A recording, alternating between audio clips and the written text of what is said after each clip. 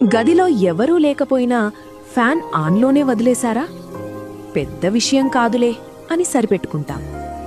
Phone పక్కన ఉన్నా ఖాళీ ఛార్జర్ ప్లగ్లోనే ఉందా?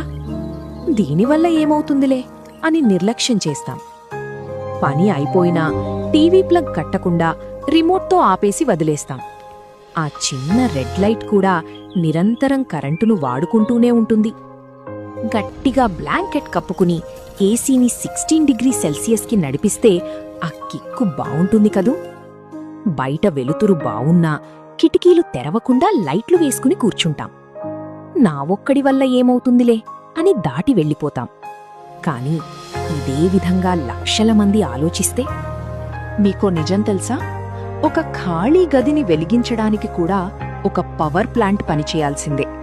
మన విద్యుత్లో ఇంకా 70% బొగ్గు కాల్చడం ద్వారానే వస్తోంది.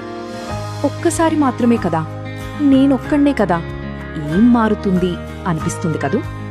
కాని అలా అనుకుంటూ కొన్ని లక్షల మంది అదే పని చేస్తే ఆ చిన్న అలవాట్లే పెద్ద ముప్పును తీసుకొస్తాయి. ఈ చిన్న చిన్న అలవాట్లను మార్చుకుందాం. అదే పెద్ద మార్పులకు పునాది అవుతుంది. మన విలాసం భూమికి వినాశనం కాకూడదు. ఇప్పటి మన బాధ్యతాయుతమైన ప్రవర్తనే భవిష్యత్ తరాలకు మనమిచ్చే కానుక.